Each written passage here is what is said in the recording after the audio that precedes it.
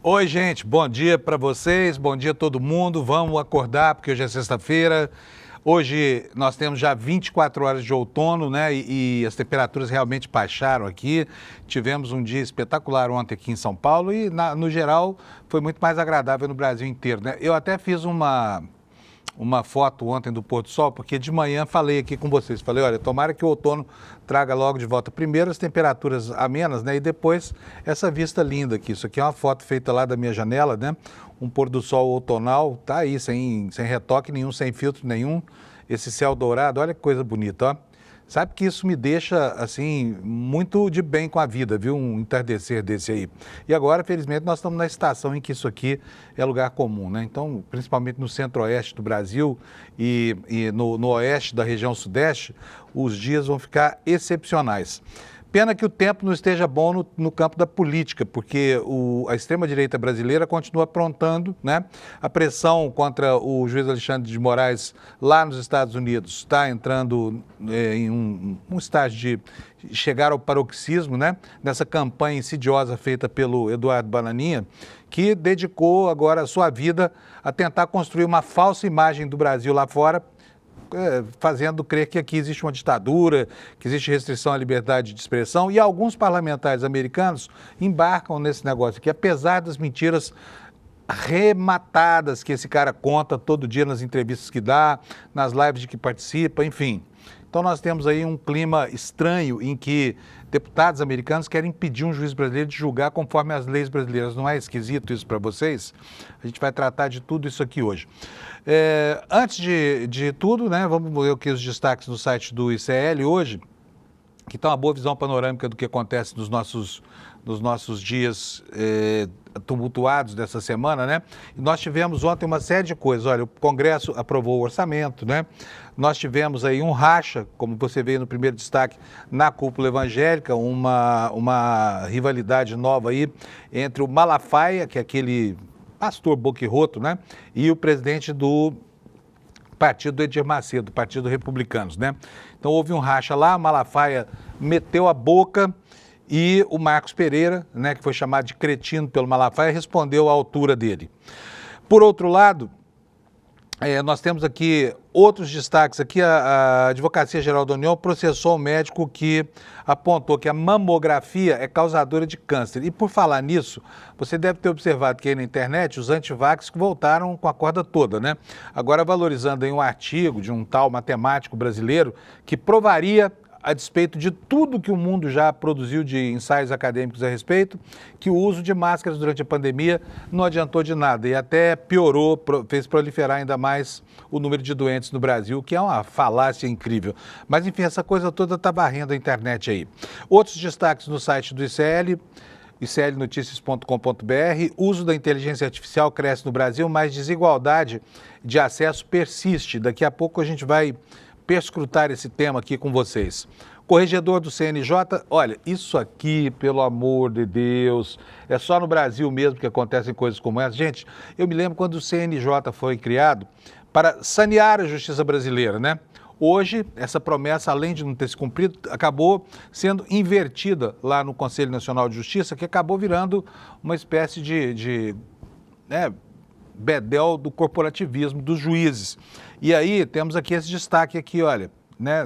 Infelizmente essas notícias não param de acontecer. O corregedor do CNJ criou um limite de R$46 mil. Sabe quanto é 46 mil?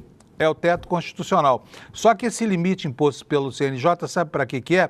Para penduricários dos juízes. Ou seja, embora o Brasil tenha uma Constituição, essa Constituição diga que existe um teto de salário para todo mundo, que é o salário dos ministros do Supremo, os juízes, principalmente os juízes e os promotores e procuradores do Brasil, não se cansam de inventar uma burla para que eles tenham uma boa vida ao arrepio da Constituição. E aí fica aqui a pergunta: qual é a autoridade moral dessa gente que, quando o assunto trata dos próprios interesses, julga a lei conforme a sua própria régua, né?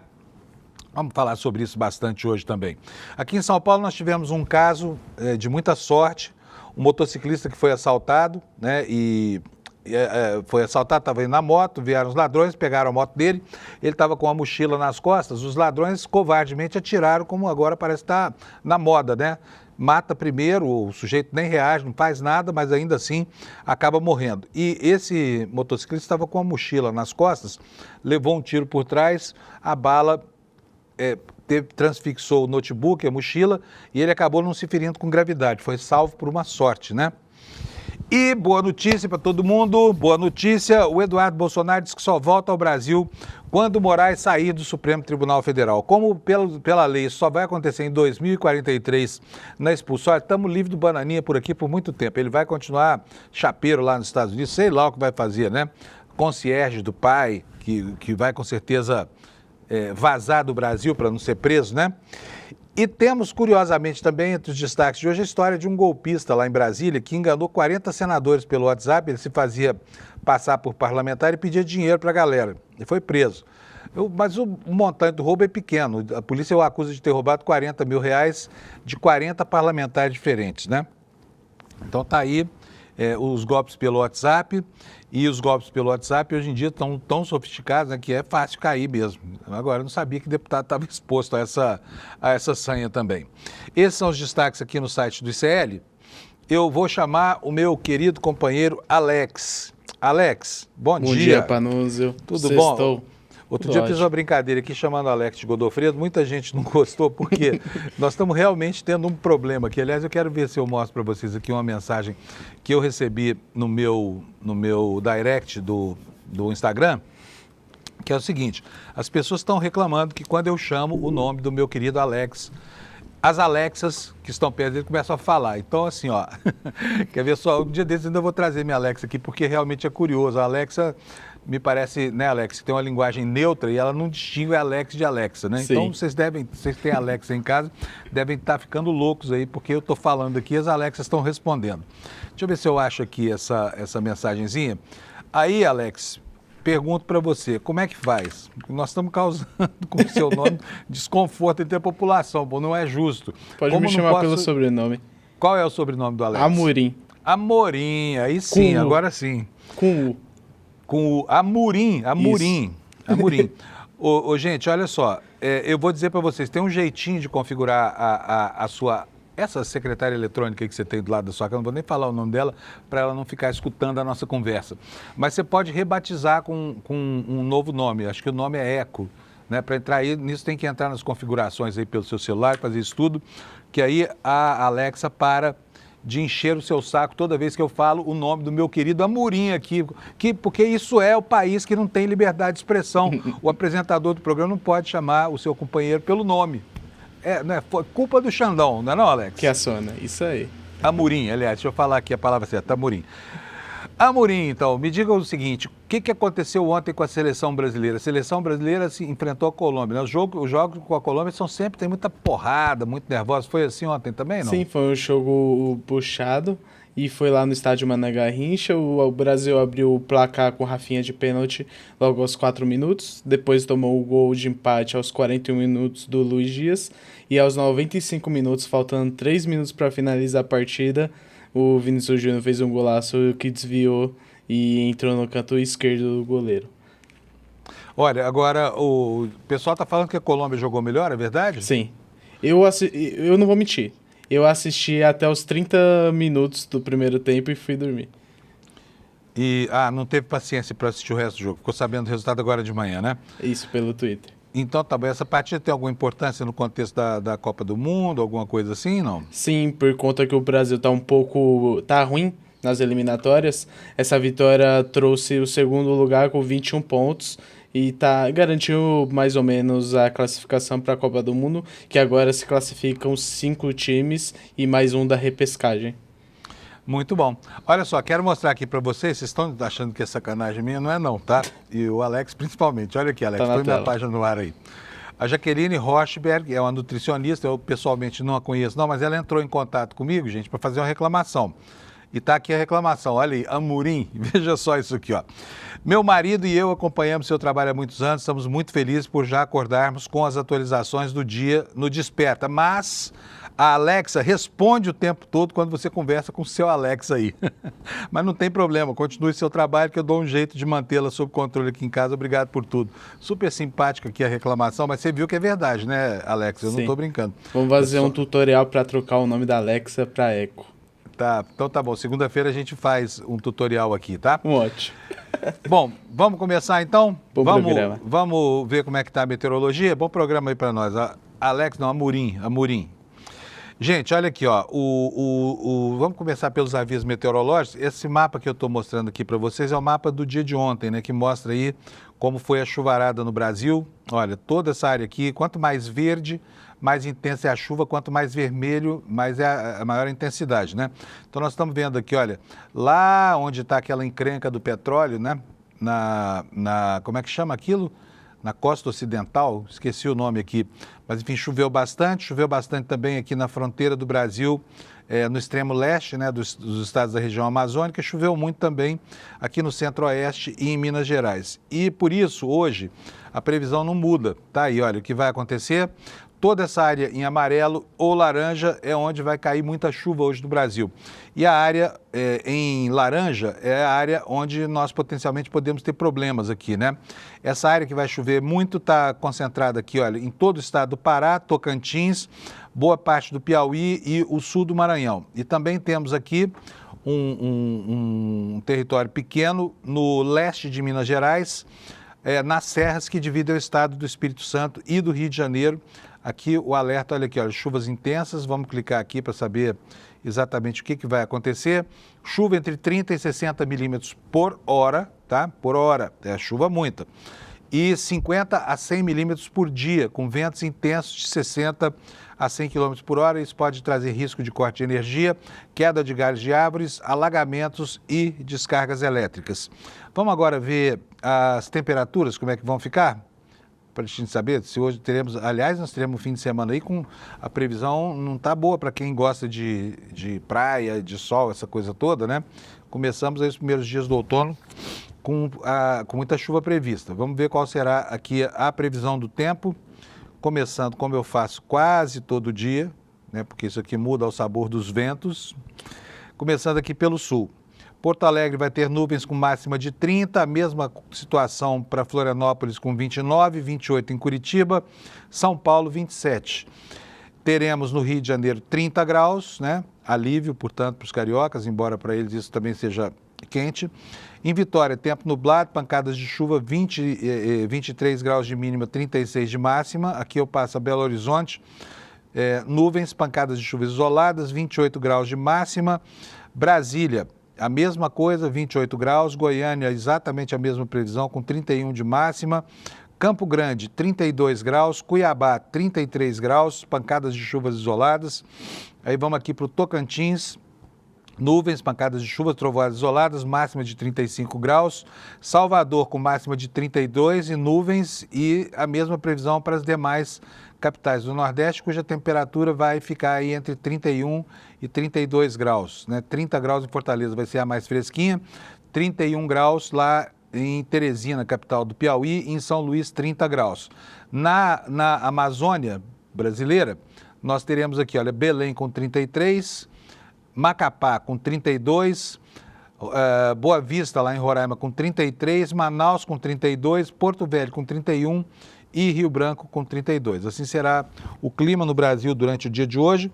Chove nessas áreas verdes, onde tem verde escuro chove mais, onde tem verde claro chove menos, onde tem amarelo chove menos ainda. Então teremos muito aguaceiro ainda na abertura deste outono. E agora nós vamos ver fatos relacionados aqui à meteorologia. Olha, a previsão do tempo no G1 está dizendo que o primeiro fim de semana do outono vai ter manhãs frescas e chuva, né, em grande parte do Brasil. Vai se despedindo delas, né? Já choveu pouco no verão, que acabou ontem, vai chover pouco também no outono, que é uma pena, mas é a estação mesmo em que começa a seca, né? Qual é a previsão? Primeiro fim de semana do outono deve ter a volta de manhãs frescas e chuva em grande parte do país. A nova estação teve início às 6 horas da manhã de ontem. Para o fim de semana, a Climatempo está destacando que algumas regiões podem ter mudança na meteorologia ao longo do fim de semana. Região sul, área de alta pressão vem mantendo firme o tempo frio pela manhã, vai se deslocando para o oceano, aumentam as temperaturas e a chuva volta no sábado em Santa Catarina e no Paraná. No sudeste, tempo semelhante ao do que se viu nos últimos dias. Manhãs já um pouco mais frescas e o retorno de uma amplitude térmica característica do outono, que é ótimo, né? No domingo pode voltar a chover forte em São Paulo, no Rio de Janeiro e Espírito Santo, em parte de Minas, a chuva perde força ao longo dos próximos dias. E no centro-oeste, previsão de calor e pancadas isoladas, pode chover forte principalmente no Mato Grosso, assim vão ser os próximos dias neste fim de semana, né? Então aproveite, porque temperatura amena, chuva por aí, nada que nos assuste, né? Pelo contrário, sensação de conforto. Ocorre que o aquecimento global está deixando cicatrizes aí fraturas, né, na superfície do planeta e, enfim, e a gente pode ver claramente os efeitos do que está acontecendo em alguns trabalhos, em algumas medições. O Carlos Madeiro, né, da Folha de São Paulo, do UOL, está nos avisando que houve uma perda da área seca no Brasil, ou seja, houve um aumento da área seca do Brasil durante 2 anos, que equivaleu ao território da Jamaica. E aí a gente vê a foto da foz de um rio, né, um afluente do rio Tapajós, lá na Amazônia, em que a área que era fundo de rio, a gente vê que virou, olha, esse barro quebrado, né, seco, desidratado, que a gente está vendo aqui na capa do meu navegador. Eu vou ter que sair do navegador aqui, já volto a ele, porque ele simplesmente travou aqui, mas já vai destravar, já vou voltar com ele aqui, tá? Nós já vamos começar a falar sobre os outros assuntos que são destaque hoje no nosso programa, mas eu preciso voltar aqui com o meu navegador para que eu possa continuar com vocês aqui a nossa pauta, porque eu dependo deste senhor aqui, deste computador. Vou aqui restaurar todas as páginas, vamos ver se deu certo, deu certinho. Então nós estávamos aqui na foto dessa senhora, na foz de um afluente do rio Tapajós, e a gente vê sob os pés dela, né, o chão com esse barro fraturado, esse barro quebrado aqui, que é o lugar onde a água ocupava esse espaço aqui. Isso aqui era lama, veio o sol, secou e vira isso. Isso está se tornando, né, uma paisagem comum ao longo do Brasil aí. O que diz a matéria do UOL? Diz que a área seca do Brasil aumentou 970 mil hectares em 2 anos, o equivalente ao território da Jamaica, segundo dados do MapBios. O crescimento é uma tendência observada desde 2009, segundo a rede de pesquisa, que é formada por instituições, ONGs, cientistas associados e produz mapas e dados sobre o solo brasileiro.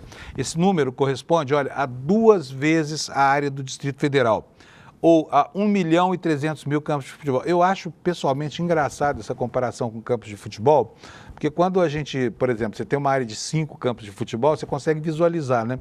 Mas 1.300.000 campos de futebol é um número que, embora seja vistoso, não diz muita coisa para a gente, né? A gente consegue perceber a dimensão. Mas aí você pega no mapa e vê lá, um Distrito Federal e mais 1/3 do Distrito Federal a gente perdeu de área molhada e ganhou de área seca no Brasil por conta dos efeitos da devastação provocada pelo homem na natureza, né? Então já sabemos tudo sobre a meteorologia, já temos aqui as impressões sobre as consequências do aquecimento global. Vamos para os assuntos do dia. Quem está apertado de grana, olha, pode já começar a se candidatar ao crédito consignado para os trabalhadores que têm carteira assinada, né? Porque está aí na tela, começa hoje o empréstimo com o FGTS dado como garantia. E aí, aqui tem um tutorial que a Folha fez para nos dizer como é que você vai conseguir pegar esse dinheiro do Fundo de Garantia. O trabalho ainda não está todo. Alex, pode tirar para mim, por favor, que travou de novo aqui o meu navegador. Eu não sei o que está acontecendo com esse computador aqui, mas ele está travando e isso aqui atrasa a nossa vida. Então, você que tem carteira assinada já pode se candidatar ao crédito consignado em condições muito mais vantajosas. No dia do anúncio, o Lula, inclusive, falou que não era para abusar do endividamento com essa história aqui. Por quê? Porque é para provocar um alívio.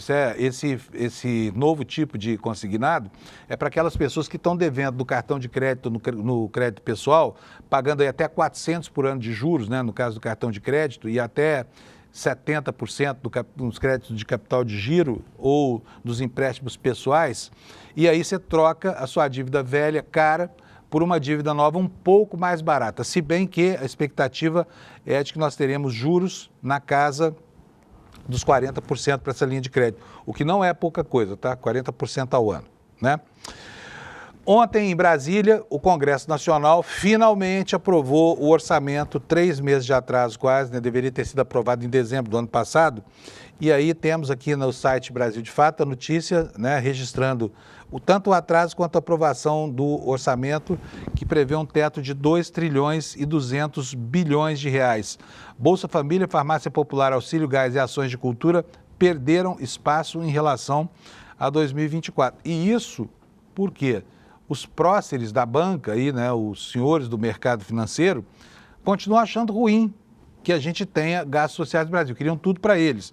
O Brasil já tem na sua Constituição, se eu não me engano, artigo 167, a previsão de algo chamado regra de ouro, que nem todo mundo sabe o que é, mas quem lida com dinheiro grosso sabe. Essa regra de ouro prevê que o país não pode gastar mais com investimentos, despesas de custeio da máquina, essa coisa toda, do que com dívida e endividamento, né? Ontem a gente tratou bastante disso no mercado de investimento, eu com a Débora Maganha, e hoje nós vamos voltar a falar desse assunto lá às 11 horas da manhã, você não pode perder, tá bom? O que diz aqui essa reportagem sobre o orçamento votado finalmente ontem? Após intensas costuras políticas, o Congresso Nacional aprovou a proposta de orçamento da União para 2025 na tarde de ontem. A votação da medida estava atrasada desde dezembro, prazo constitucional para análise do texto. É outra coisa que é letra morta no Brasil, né? Esse prazo que a Constituição dá ao Congresso, porque, a rigor, o Congresso não poderia nem sair de recesso sem aprovar o orçamento. Não só saiu, como ficou até agora, né? Até o mês de março não disse que veio o Congresso Nacional. O texto chancelado por deputados e senadores é o parecer do relator, que é o senador Ângelo Coronel, do PSD da Bahia, que prevê para as despesas públicas um teto de 2 trilhões e 200 bilhões, limite definido pelo arcabouço fiscal fixado pela Lei Complementar número 200/23. A proposta recebeu o sinal verde por meio de votação simbólica, um método em que não há computação individual dos votos e contou com ressalvas contrárias apenas do Partido Novo e do deputado Kim Kataguiri, do União de São Paulo. Medida tramita formalmente como projeto de lei do Congresso Nacional 26/2024, de autoria do Executivo. E um dos destaques da proposta é o fato de que o relatório foi aprovado com uma projeção de superávit, atenção, de superávit primário, bem acima do esperado. O texto inicial do governo previa 3 bilhões de sobras nas contas da União após o pagamento das despesas, enquanto o texto final do Congresso calcula um total de 15 bilhões de reais. Então está aí a notícia da aprovação do orçamento, que destina uma boa parcela dos recursos disponíveis para os senhores deputados e senadores que a cada dia se empoderam mais e mordem uma fração maior do orçamento da República. Nós temos aqui no jornal O Globo de hoje uma reportagem que fala sobre isso. Essa que você está vendo aí na sua tela, o orçamento, o valor destinado para emendas é maior do que a verba, olha, de 32 dos 38 ministérios ao longo do ano de 2025. Quer dizer, só 6 ministérios, são ministérios que têm grande impacto social, né, que tem mais dinheiro do que os deputados e senadores desse país para distribuir sem nenhum critério técnico, para comprar voto, fazer relações de clientela, né, e de compadrio lá nas suas bases eleitorais. Aos poucos eles vão se tornando os reis dessa fração do orçamento. Alguns parlamentares do ano passado, por exemplo, o senador Ciro Nogueira, conseguiram enviar para as prefeituras da sua região 69, quase 70 milhões de reais. Imagina o poder que isso tem de influenciar a formação da opinião eleitoral nesses lugares normalmente muito pobres, né? Onde o sujeito arranja lá um dinheirinho qualquer, manda para a prefeitura, depois vira o rei do lugar. Curiosamente, essa gente que tanto se aproveita, né, da oportunidade eleitoral criada por esse dinheiro que sai do seu bolso aí, você que paga imposto via tributação, e vai acabar no bolso desses parlamentares, porque não deixa de constituir uma vantagem pessoal a apropriação desse recurso com fins eleitorais, ainda que não haja corrupção, né? Isso acaba, inclusive, criando uma distorção da representatividade, por quê? Dificulta a renovação dos parlamentares, cria um artifício para os que têm mandato permanecerem aí, e aí o Congresso tende a ser cada vez mais refratário a corrigir esse tipo de distorção. Vamos ver o que diz a matéria do Globo. Com mais de 3 meses de atraso, o Congresso Nacional aprovou nessa quinta o orçamento. A proposta segue para sanção e prevê 50 bilhões e 400 milhões de reais para emendas parlamentares. O valor destinado para emendas neste ano é maior que o orçamento, como eu falei antes, de 32 dos 38 ministérios. O levantamento considera todos os gastos dessas pastas aí, incluindo as despesas obrigatórias, como salários, por exemplo, e também os investimentos, né? Então está aqui, olha, um mapa mostrando como é a evolução da voracidade dos deputados e senadores sobre essa verba. 2014, portanto, há 11 anos, quando começou essa história, eles levaram 8 bilhões e 600 milhões. Já em 2020, essa conta tinha subido para quase 36 bilhões. E agora, aqui em 2025, ela está em 50,4 bilhões na previsão orçamentária, contra 47,8 bilhões no ano passado, né? E aqui também está um gráfico que o Globo fez, estudando qual é o tipo de emenda que levará à liberação dessa dinheirama toda. Está aqui, olha, emendas de comissão vão liberar 11 bilhões e 500 mil, emendas de bancadas estaduais 14 bilhões, emendas individuais dos deputados 19 bilhões e emendas individuais dos senadores 5,5 bilhões. A diferença é que o valor é o mesmo, o problema é que os senadores são menos numerosos que os deputados, né? E aqui, olha, valor sob controle apenas do PL nas comissões supera a cifra destinada no ano passado para, olha só, o PL, partido do Bozo e do Valdemar da Costa Neto, aquele que foi preso por corrupção e hoje, né, continua presidindo esse partido do Bolsonaro. A Embrapa, 4,7 bilhões. O Banco Central, 4,3 bilhões. Conab, 1,9. Aneel, 3,2. INCRA, 3,2. IBAMA, 2,1. E a Codevasf, que é a cornucópia dos tratores que os prefeitos tanto admiram, né? Gostam de ganhar, 1,9 bilhão de reais. Não por acaso, essa história dos tratores, sabe quem é o ente que mais recebeu dinheiro do governo, a empresa que mais recebeu dinheiro do governo do ano passado? Foi uma empresa chinesa, fabricante de tratores, que fica baseada em Minas Gerais. Vendeu para burro com dinheiro das emendas parlamentares. Vendeu para quase todo mundo, tá? Deixa eu dar uma boa notícia para vocês. Não gosto de ficar aqui falando só coisa ruim, criticando o governo, criticando o orçamento, criticando o deputado. Vou dar uma notícia boa, se prepare, porque eu vou dar uma notícia realmente boa para você. Põe na tela para a gente, Alex, por favor. Veja isso, Eduardo Bolsonaro diz que só volta ao Brasil quando Moraes sair do Supremo Tribunal Federal. Como o Alexandre de Moraes é novo, né, é jovem, ele só vai sair do Supremo em 2043, se quiser chegar até o limite da sua possibilidade legal. 2043, quantos anos terá o Bananinha? Terá a idade do pai dele hoje, mais ou menos, né? Portanto, ainda estará em condição de encher o nosso saco na volta aqui para o Brasil. Mas ele disse isso, obviamente que ele não falou que ia voltar em 2043. Ele está dizendo que quer tirar o Xandão do Supremo antes disso, né? Olha a cara do sujeito, ó. Essa é uma foto dele ainda, quando ele ainda era brasileiro, né? Ainda falava a língua portuguesa. Agora ele fala um inglês macarrônico dele. A notícia diz o seguinte: Eduardo Bolsonaro disse que não pretende retornar ao Brasil enquanto o ministro Alexandre de Moraes estiver no Supremo. Foi numa entrevista à CNN. O Bolsonaro disse que somente quando o ministro não fizer mais parte da Suprema Corte ou for posto no devido lugar dele, é que o deputado terá tranquilidade para voltar ao país.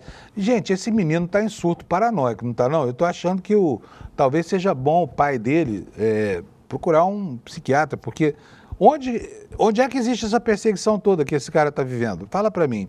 Não sei se você está vendo coisas que eu não estou vendo, mas o que eu vejo aí é uma tentativa, é uma interpretação da realidade muito distante daquilo que a gente consegue perceber. Os caras falam que não tem liberdade de expressão, organizam um ato na antevéspera de dar essa declaração no Rio de Janeiro, tudo bem, queriam reunir 1 milhão, reuniram só 4%, não foram Não foram 20 mil pessoas lá, mas falaram o que quiseram, ameaçaram Alexandre de Moraes. O Malafaia, que é o porta-voz desses neonazistas brasileiros aí, disse o que quis. Onde está o problema com a liberdade de expressão no Brasil mesmo? Hã? Onde é que está a liberdade de expressão no Brasil? Não sei. A falta de liberdade de expressão no Brasil. Bom, olha só, não tem a possibilidade de eu retornar ao Brasil. Eu não serei mais um inocente preso justamente para ver minha esposa visitar um presídio, meus filhos crescerem. Agora, de onde é que saiu a ordem de prisão para prender esse cara, hein? Talvez do manicômio judiciário, porque deve estar maluco, não, só pode ser, porque não tem nem processo contra ele. Como é que vai prender o cara? Ele é deputado federal, pelo menos até agora era, se diz que vai renunciar, não sei se vai renunciar ou não, mas o deputado tem ainda mais prerrogativas que qualquer brasileiro, né? Porque ele tem inviolabilidade da fala, pode falar praticamente tudo que quiser, desde que não cometa crimes também, porque há limite para tudo na vida, né? Mas vamos lá então, o que mais que disse o Bananinha? Está dizendo aqui, ó, não vai deixar a mulher dele visitar presídio, não vai permitir que os seus filhos não cresçam sem vê-lo. E aí ele diz o seguinte, isso daí não é justiça, isso aí não é democracia. Não, realmente se estivesse acontecendo isso, não seria, só que não está, né? Não está acontecendo nada disso. Visando as eleições de 2026, o deputado também mencionou a possibilidade de disputar uma vaga no Senado Federal pelo estado de São Paulo. Uai, mas não vai sair do Brasil até 2043? Vai ser candidato a senador lá da Disneylândia? Em seguida, no entanto, diz que essa decisão só fará sentido se houver uma mudança significativa no cenário político brasileiro. Provavelmente com a deflagração daquele golpe, né?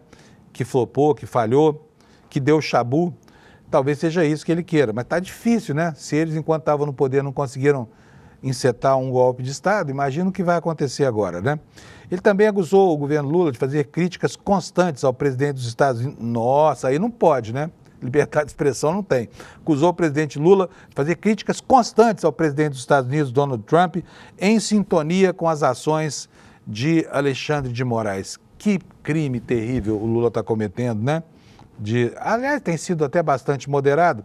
É talvez outro surto aí da paranoia que acomete esse sujeito, Eduardo Bananinha.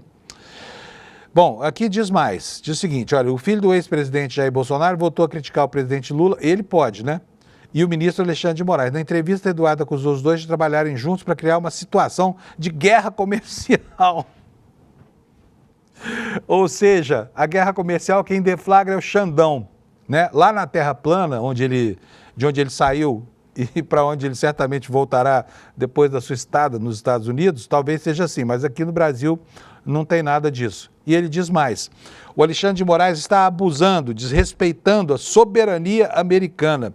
Se ele expulsar empresas americanas do Brasil, como com o Donald Trump, isso vai ser visto como uma situação de guerra comercial. O que vai chegar aqui fora não é o Alexandre de Moraes, é o Brasil. É um quadro psiquiátrico interessante desse menino. No início da semana, Eduardo Bolsonaro anunciou que pedirá licença do cargo na Câmara dos Deputados. Seu requerimento ainda não foi formalizado. A assessoria do deputado informou que os trâmites burocráticos devem ser concluídos nesta quinta-feira, 21. Será que ele está pensando que ele pode viver às nossas custas lá nos Estados Unidos, hein, gente? Que ele pode, mantendo o seu cargo de deputado, manter os 47 mil por mês que ganha? Será que é essa a pretensão? Olha, mas tem muita gente que acha que não, hein? Por exemplo, o PSOL está dizendo que vai pedir a cassação do mandato do Bananinha. Por quê? Porque ele está, na verdade, abandonando o país, abandonando o mandato. Não pode manter como reserva legal essa história de que vai, de repente, vai se licenciar do mandato e não vai usufruir da sua condição de deputado, né? Porque isso traz a ele algumas vantagens lá fora, inclusive. Pode se apresentar como deputado, agora está se apresentando como exilado, né? Devia ter pelo menos a dignidade mesmo de deixar a vaga dele para os outros. E eles vêm, dia por dia, amealhando derrotas nos processos do Bolsonaro, ou no processo do Bolsonaro, porque até agora é só um, né? E ontem ficou deliberado, ficou consagrado, né, por uma decisão do plenário eletrônico do Supremo, que todos os ministros integrantes da primeira turma estão aptos a votar, que não há nenhum problema de natureza ética. Está aí a manchete para vocês na capa do Valor Econômico, e ela diz que por 9-1 o Supremo rejeitou o pedido para afastar Moraes e Dino da análise da denúncia contra Bolsonaro. Eu te dou um Fusca 0 km, Fusca 68 0 km, se você errar o nome do parlamentar que votou contra. Olha só, vamos lá. Placar final da análise dos pedidos contra Alexandre de Moraes e Flávio Dino foi 9-1 e não 10-1, porque o texto aqui informou, então quer dizer, estava aqui, ó, 10-1, foram 9 votos contra 1. O Supremo Tribunal Federal rejeitou 4 pedidos que questionavam a participação de Alexandre de Moraes, Cristiano Zanin e Flávio Dino na análise da denúncia apresentada contra o ex-presidente Jair Bolsonaro por golpe de Estado, né? O ministro André Mendonça, tá? Olha aí, você perdeu a oportunidade de ganhar um Fusca 68 0 km se você errou o nome do André Mendonça. Como eu tenho certeza que você acertou, né? O meu sorteio aqui não teve vencedor. O ministro André Mendonça o ministro André Mendonça queria reivindicar para si, com a sua restrição, uma condição que ele quer negar aos outros. Por quê? Porque ele foi ministro do Bolsonaro. Se o Flávio Dino estivesse impedido por conta de ter sido ministro do Lula, o André Mendonça tem a mesma condição. Então ele está se autoimolando aqui, mas não reconheceu isso, até porque ninguém pediu o impedimento dele. Mas vai lá, ele foi o único a divergir, votou pela suspeição de Moraes, que é o relator do caso, com quem, aliás, eu digo para você, relembrando aqui que ele já tinha se desentendido. Os dois bateram boca no plenário mais de uma vez, porque o André Mendonça é mega hiper bolsonarista e ele atribui o golpe de 8 de janeiro ao governo Lula, por exemplo. Deixou isso explícito numa das escaramuças lá com o ministro Alexandre de Moraes. E ele também defendeu que o ministro Flávio Dino deveria ser impedido de participar do julgamento e o placar, portanto, foi de 9-1. Em relação a Zanin, o André Mendonça acompanhou os demais ministros, que não viram motivo para que ele não participasse do caso. A análise, como eu disse, aconteceu no plenário virtual e o prazo terminaria nesta quinta-feira. Nessa modalidade, os ministros depositam os seus votos no sistema eletrônico, né, sem se encontrarem pessoalmente para discutir o caso. Então tá aí, vai ter todo mundo na primeira turma julgando a admissibilidade. Não há nenhuma perspectiva, pelo menos por enquanto, de que o julgamento vá para o plenário, né? Eu, pessoalmente, não vejo problema nenhum. Não vejo problema nenhum. Acho até que o placar está definido. Vai ser, no máximo, 9-2, né? Porque os ministros do Supremo Tribunal Federal, tirando alguns, a gente já conhece o que eles pensam, a gente pode imaginar qual será o resultado desse julgamento. E olha, Bolsonaro não escapa da refrega, nem no ambiente da primeira turma, nem no ambiente do plenário do Senado, no plenário do Supremo Tribunal Federal, onde participam os 11 ministros, onde participaria, né? Olha, o sistema de classificação de documentos nos Estados Unidos, né, durante muitos anos manteve documentos que diziam respeito a questões afetas ao Brasil, manteve isso tudo como secreto, e aí a gente perdeu a oportunidade de entender certos movimentos históricos, como, por exemplo, o do golpe de 64. E agora esses documentos começam a ser desclassificados, eles deixam de ser ultra secretos e começam a revelar como é que se engendrou o golpe no Brasil, qual a participação de órgãos do governo americano, como o FBI e a CIA. E ontem o G1 fez um levantamento, olha isso aqui, olha. Veja só isso, o que a gente vai descobrindo aos poucos nesse acervo de documentos classificados lá nos Estados Unidos. Um documento da CIA revelou que o presidente da Câmara no Brasil falou com o embaixador dos Estados Unidos 6 meses antes do golpe de 64, quer dizer, estava tudo encenado com muita antecedência, né? O presidente da Câmara, naquela altura do campeonato, se chamava Ranieri Mazzilli. Um arquivo ultra secreto, diz a reportagem, aponta que o Mazzilli, primeiro na linha de sucessão presidencial, mostrou-se desconfiado do presidente João Goulart. Após o golpe, ele assumiu o poder por 2 semanas, foi beneficiário do golpe, né? Um documento ultra secreto de novembro de 63 revela que o então presidente da Câmara, o Ranieri Mazzilli, contou ao embaixador Lincoln Gordon, outro personagem extremamente ativo na construção do golpe de 64. Ele disse estar profundamente desconfiado das intenções do presidente Jango em relação ao futuro do Brasil. Esse arquivo que tinha censura no trecho da conversa entre o embaixador e o presidente da Câmara, teve conteúdo totalmente liberado pela primeira vez em 62 anos, na última terça-feira. O diálogo entre o deputado brasileiro e o diplomata americano ocorreu 6 meses antes do golpe militar de 64, que derrubou o João Goulart. À época, o presidente da Câmara era o primeiro da linha sucessória. Esse arquivo está entre os 2.000 documentos sobre a investigação do assassinato do presidente americano John Kennedy. Esses arquivos foram publicados na última terça-feira, como eu disse, né? As informações constam no checklist da inteligência do presidente, que é um boletim ultra secreto enviado, então, ao então presidente dos Estados Unidos, Lyndon Johnson, em novembro de 1963, 4 dias depois do assassinato do Kennedy. Então, fica aqui o registro dessa situação. Portanto, as tramas começaram muito tempo antes, né? E o Ranieri Mazzilli, enfim, estava lá de conchavos com a inteligência americana, através da embaixada, conspirando para aquilo que acabou acontecendo no dia 31 de março, nos dias 31 de março e 1º de abril, e que durou 21 anos, tomou 21 anos da nossa vida democrática no país. Vamos falar um pouquinho dos barracos entre os evangélicos, né? O pau quebrou depois que o verborrágico bispo Malafaia resolveu descer o porrete no presidente do Partido Republicano. Isso está como destaque no nosso site, clnoticias.com.br, vocês podem ver aqui na minha tela, está aí justamente essa reportagem. A cúpula evangélica rachou depois de uma briga entre Malafaia e o líder dos republicanos sobre a anistia. Gente, mas o Malafaia, fala sério, tem uma cara de mal-humorado, não tem? Olha isso, sempre gritaria, não tem um pingo de gentileza com ninguém, só sabe gritar e ameaçar. Agora ameaçou o presidente co-irmão dele, gente, todo mundo aqui, ó, né, sob o guarda-chuva de Malaquias 3:10, irmãos de fé e de gasofilácio, enfim, mas não estão se entendendo mais, porque o Malafaia está ficando cada dia que passa mais histriônico, né?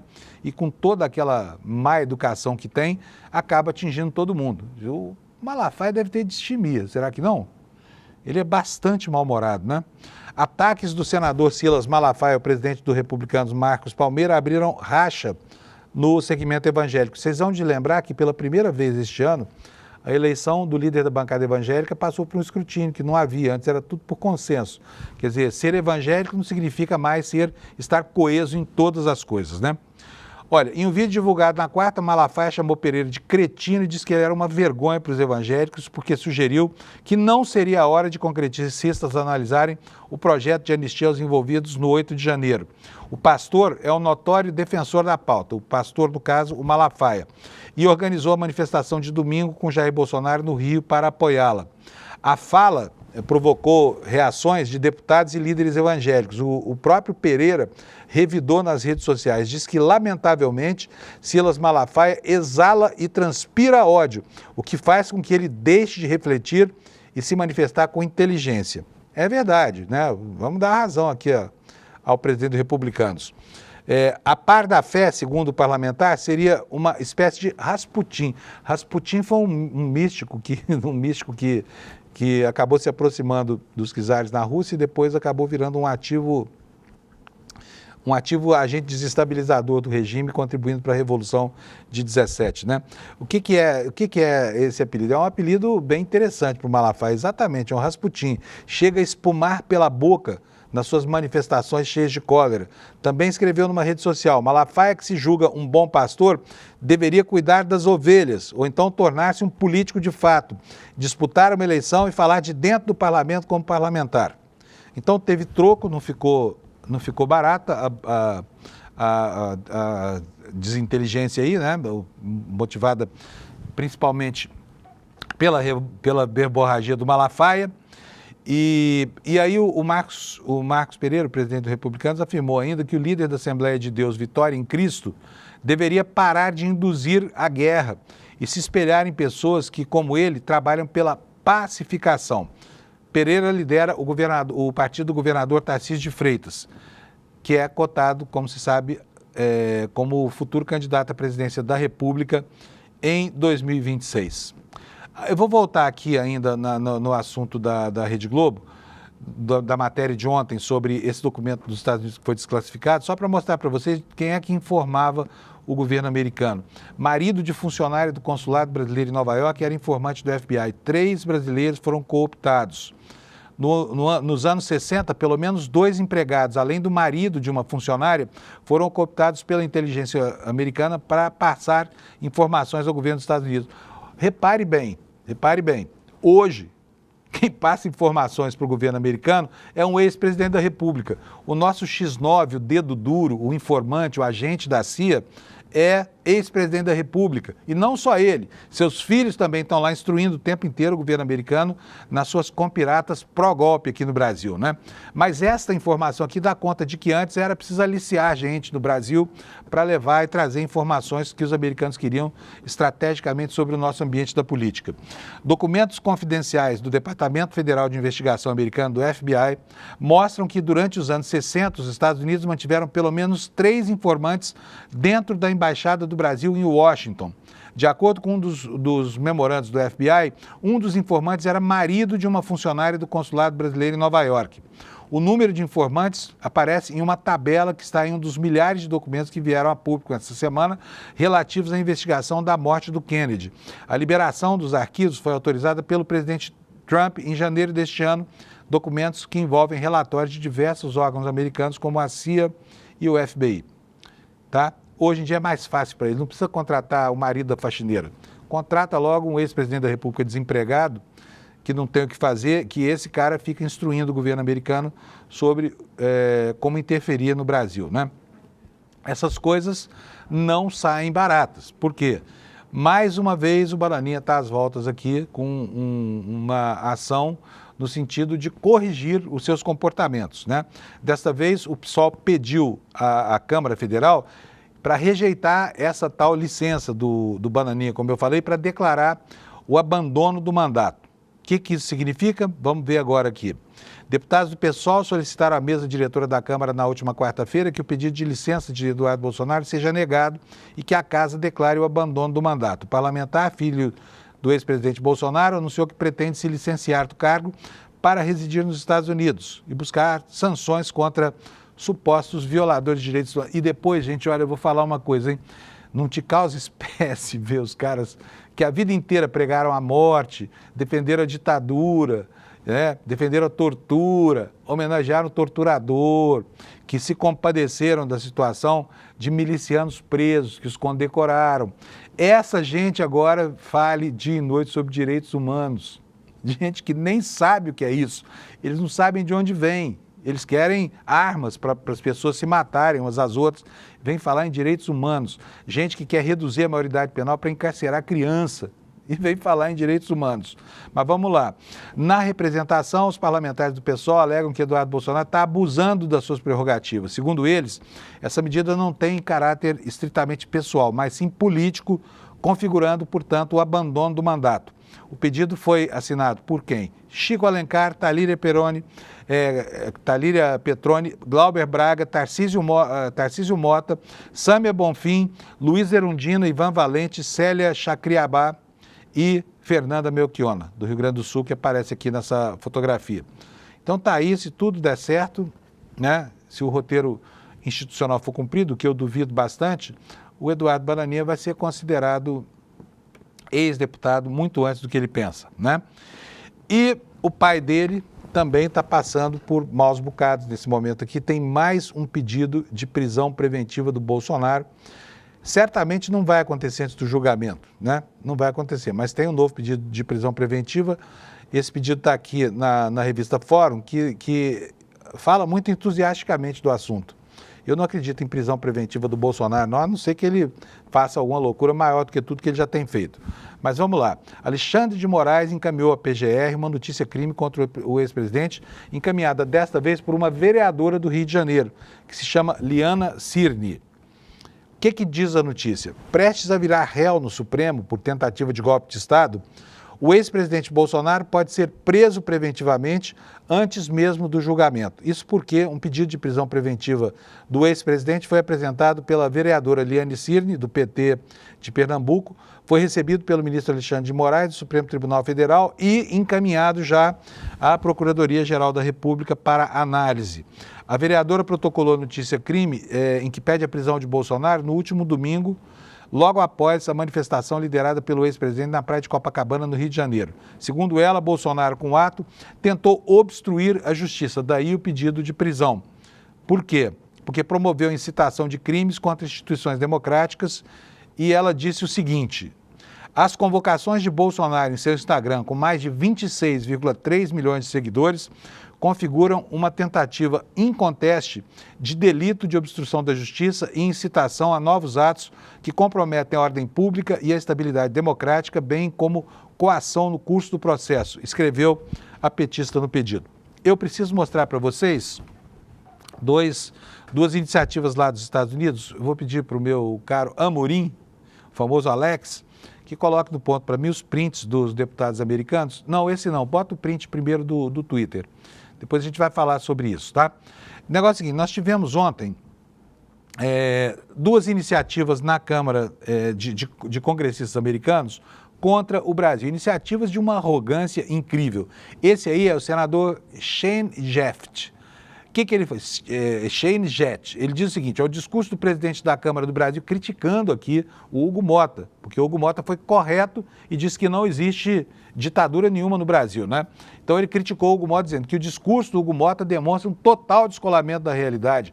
Dias atrás, o amigo dele, Bolsonaro SP, que é o Eduardo Bananinha, foi obrigado a se afastar do mandato devido à perseguição que ocorre no Brasil. Tivemos o caso do Daniel Silveira, primeiro deputado perseguido, não teve sua imunidade parlamentar respeitada, além de milhares de pessoas presas. Quais são esses milhares? São 153 só, todos eles presos porque rejeitaram, inclusive, uma transação penal que os pouparia de ir para a cadeia, mas não quiseram, preferiram ir presos e foram realmente condenados a penas longas, porque o que fizeram é muito grave. Mas vamos lá, o que ele fala?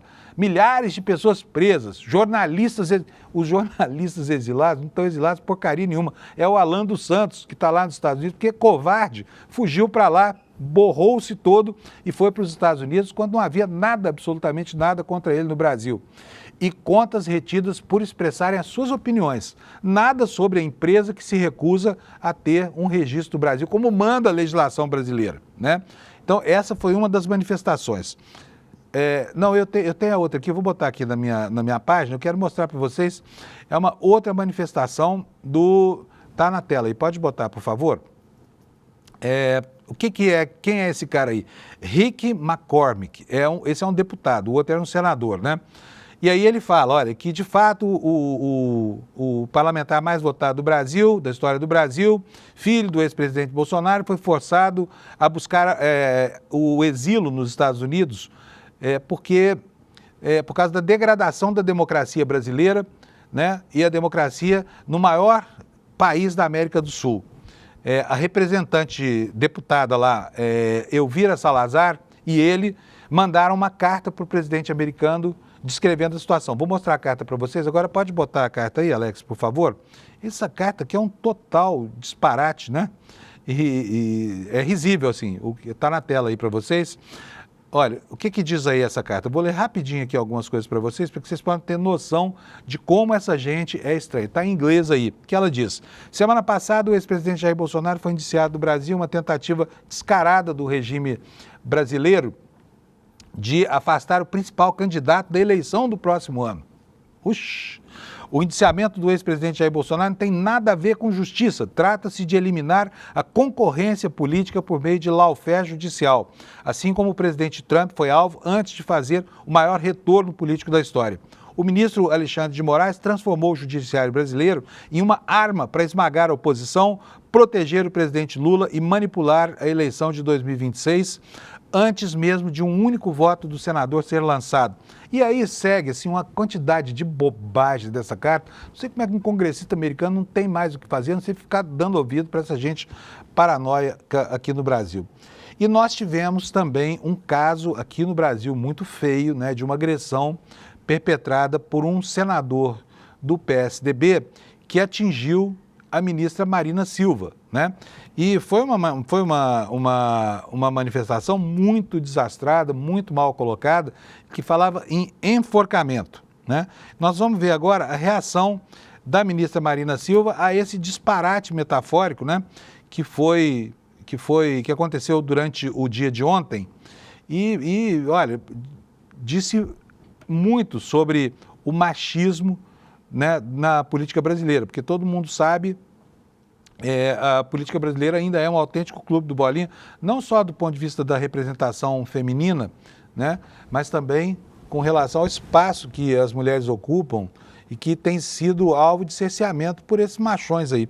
O nome do senador que fez esse disparate é Plínio Valério. O que ele disse?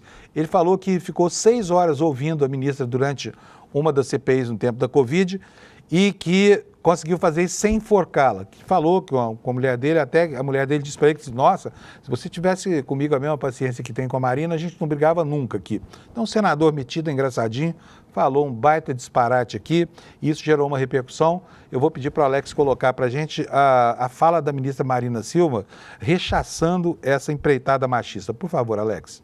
Dificilmente talvez isso fosse dito se o debate fosse com um homem. É dito porque é com uma mulher. É dito porque é com uma mulher preta, uma mulher de origem humilde e uma mulher que tem uma agenda que em muitos momentos confronta os interesses de alguns que, no meu entendimento, deveria ficar apenas no espaço da divergência política. Falou tudo a ministra, sabe? Se fosse outro homem, não teria dito, fiquei com vontade de informar o fulano de enforcar o fulano de tal, né? Não se usa isso num diálogo entre homens, principalmente entre homens né, acometidos por essa coisa do machismo estrutural. Então fica aí que o registro, né? É uma pena que nós tenhamos no Brasil ainda parlamentares que fazem uso desse tipo de linguagem para atacar uma mulher, né? Está muito certa, Marina. Se fosse um homem o objeto dessa assertiva, com certeza ela não teria acontecido, porque um homem não fala que vai enforcar outro, só fala quando é uma mulher, como disse muito bem a ministra, uma mulher preta ainda por cima, né? E a pena é que esse senador, cujo nome eu pronunciei hoje pela primeira vez aqui, cuja existência eu tomei conhecimento ontem, dada a sua importância para o cenário político nacional, esse sujeito começa a sua vida política como jornalista antes de virar vereador lá no Amazonas e galgar aí, né, todos os degraus dessa escada até chegar ao Senado da República, tá bom? E no campo dos disparates, só para a gente ir rapidinho aqui, olha só, gente, 8 dos 10 juízes mais bem pagos do Brasil em 2024 são aposentados, né? Os 10 juízes que mais receberam dinheiro do Estado brasileiro estão vinculados ao TJ de Rondônia, tá? E eles receberam entre 2 milhões e 2 milhões e meio de reais no ano passado. 8 dos magistrados são aposentados, mais 2 estão na ativa. Esses dados foram coletados aqui nos sites do TJ de Rondônia, comparados aos contra-cheques de todos os magistrados brasileiros listados na base de dados do CNJ. E como se isso já não bastasse, privilégio, né, de 8, de 10, sempre de baseado assim, né? Olha, os parlamentares estão cobrando a apuração de um pedido de Pix da Infraero para uma festa da mulher do presidente da Infraero. É mole isso? É mole ou o que é mais? Bom, a Infraero pediu que os funcionários pagassem pela festa de aniversário da mulher do presidente da estatal. E aí a senadora Mara Gabrilli e o deputado Sanderson acionaram o Ministério Público Federal para cobrar essa grande volta, né? Diz aqui a informação, a senadora Mara Gabrilli e o seu colega cobraram do Ministério dos Portos e do Ministério Público a apuração dessa história toda para que funcionários pagassem R$50 pela festa de aniversário da mulher do Rogério Barzilai, que é o presidente da estatal. Gente, está acabando, preciso falar para vocês não podem perder, vai ter uma jornada aqui no ICL motivacional. Você pode, está aqui, olha, no meu monitor aqui, Psicologia do Esporte, Eficiência da Superação. Nós vamos ter uma aula gratuita de lançamento disso aqui com o Mark Allen, que é aquele sujeito sensacional, que é indestrutível, né? Multicampeão de Ironman.